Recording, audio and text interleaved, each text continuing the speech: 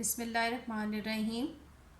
السلام علیکم اسٹوڈنٹس، میں مسز وینس لاوینس اسکول سے میٹرک کلاس کی اردو ادب کی تفصیلات ہم پڑھ رہے تھے کہ اردو ادب میں کون کون سی بنیادی اصناف ہیں۔ اردو ادب میں دو بنیادی اصناف ہیں، حصہ نظم اور حصہ نثر۔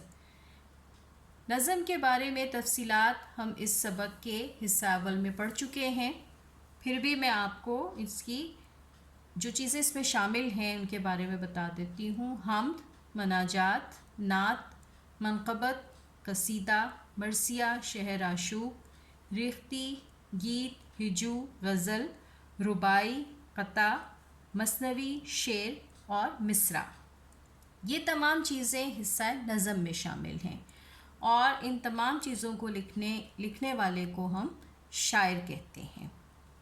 اب دوسری صنف کی بات کرتے ہیں، وہ ہے حصہ نثر۔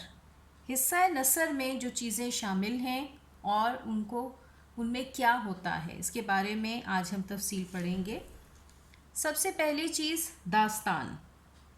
داستان فرضی کہانی ہوتی ہے جس میں مافوق الفطرت چیزیں باتیں کرتی ہیں، ان کا ذکر ہوتا ہے، گفتگو کرتی ہیں، جیسے جن، بھوت اور کھڑکیاں، دروازے، درخت، یہ سب چیزیں جو ہیں وہ باتیں کرتی ہیں، تو اس قسم کی کہانی کو ہم داستان کہتے ہیں۔ Number 2، novel. ناول ایک طویل کہانی ہوتی ہے جس میں کسی ایک ہی ربط میں پوری کہانی لکھی جاتی ہے۔ افسانہ ناول کی ہی ایک قسم ہے، لیکن یہ مختصر کہانی ہوتی ہے اور عموماً رومانوی ہوتی ہے۔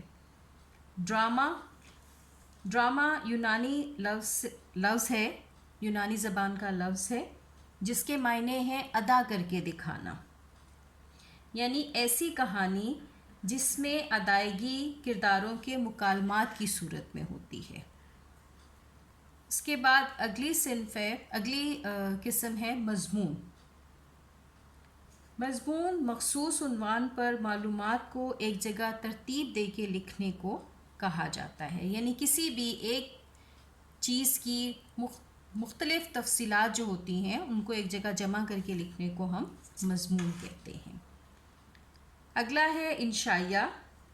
انشائیہ مضمون کی قسم ہے جس میں لکھنے والا ذاتی تجربات اور مشاہدات کو ہلکے پھلکے انداز میں تحریر کرتا ہے۔ اگلی قسم ہے مکتوب یا خطوط۔ مکتوب یا خطوط تعلقات کی ترجمانی اور خیالات کی ترسیل ہوتی ہے۔ حقیقت کا حال بیان ہوتا ہے، آپسی تبادلہ خیالات ہوتے ہیں، اور آپ کی کتاب میں اس کی ایک مثال جو ہے وہ خطوط غالب ہے، جس میں ایسے خطوط شامل ہیں جو غالب نے لکھے یا غالب کو لکھے گئے۔ اگلی قسم ہے سوانح۔ کسی بھی نامور شخصیت کی تفصیلات یا حالات زندگی بیان کرنا جو جامع بھی ہوں اور مستند بھی ہوں، ان کو اس قسم کو سوانح کہا جاتا ہے۔ دیباچہ۔ کتابوں کے ابتدائی صفحات پر مصنف کی شخصیت اور اس کے فن کے تعارف اور تحسین کے لیے لکھی گئی تحریر کو دیباچہ کہا جاتا ہے۔ عموماً یہ کسی دانشکار سے لکھوایا جاتا ہے یا مصنف خود بھی لکھ سکتے ہیں۔ اگلا ہے سفر نامہ۔ سفر کے احوال، حقیقی واقعات، تجربات، مشاہدات اور چشم دید مناظر کا احوال اور سفر کے مقاصد میں کھینچی گئی تصاویر وغیرہ کی تفصیلات کو سفر نامہ کہا جاتا ہے۔ آپ بیتی۔ خود پر بیتے ہوئے حالات کو تحریر کی صورت میں لکھنا، یہ حالات حقیقی ہوتے ہیں، فرضی نہیں ہوتے۔ خاکہ۔ کسی کہانی کو مختصر طور پر دلچسپ انداز میں پیش کرنے کو خاکہ کہا جاتا ہے۔ طنز و مزاح۔ طنز اور مزاح یہ دو چیزیں ہیں۔ طنز کا مطلب کسی کی غلطی یا کسی کی کوئی خامی کو لے کر اس انداز میں بیان کرنا کہ جس کی خامی بیان کی جائے اسے خفت محسوس ہو، اسے شرمندگی محسوس ہو، اور مزاح سے مراد کہ کسی بھی واقعے یا بات کو مزاحیہ انداز میں پیش کرنا جس سے کسی کی دل آزاری نہ ہو۔ رپورتاژ کسی محفل، جلسے، کانفرنس کے چشم دید واقعات میں شخصی تاثرات کو شامل کر کے دلچسپ انداز میں بیان کرنا رپورتاژ کہلاتا ہے۔ تنقید لغوی معنی میں کھرے اور کھوٹے کو پرکھنا۔ اصطلاح میں مطلب یہ ہے کہ کسی ادیب کے فن پارے خوبیوں اور خامیوں کا احاطہ کرنا اور اسے پرکھنا۔